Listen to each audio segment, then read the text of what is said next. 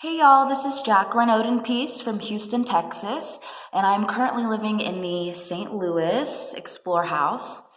And I wanted to talk a little bit about my first impressions with this program, and then how it ties into one of our big themes for Explore, which is justice, tying that directly into my internship at Prison Performing Arts.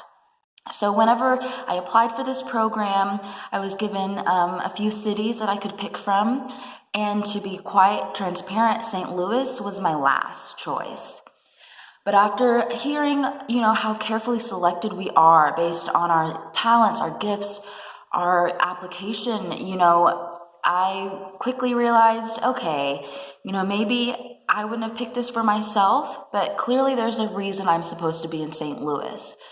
It's challenging enough living with 3 other people that you've never met before in a new city, away from home, all of that.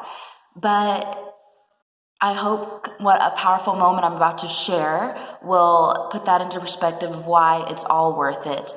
And so going back to justice, I work for Prison Performing Arts, which is an organization that goes into the prisons here in Missouri, 1 women's prison and 2 men's prisons, and we're working on expanding. We go into the prisons and do theater, specifically usually Shakespeare or an adaptation of Shakespeare, which is difficult. It's an educational process for the prisoners themselves to learn about what are we even saying right now when we're performing. So it's educational. It treats them as human beings, which is a big issue for the incarcerated population, just being treated as if they're not even real people.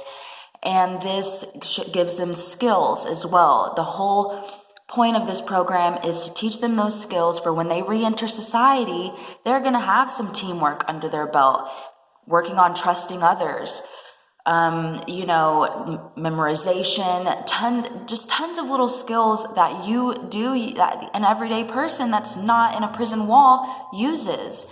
And so a powerful moment I really wanted to share and to try to get across how I would have never gotten to experience this if I had been stubborn and said, no, don't send me to St. Louis, or if I had, went any other direction in my life. That I got to witness a father brought to tears after watching his son perform for the first time. As a lot of these prisoners say, my family never came and visited me until I did this program, until I was a part of Prison Performing Arts and put on plays and kind of made something of myself. And he stands up and is brought to tears and points at his son and says, son, I'm proud of you.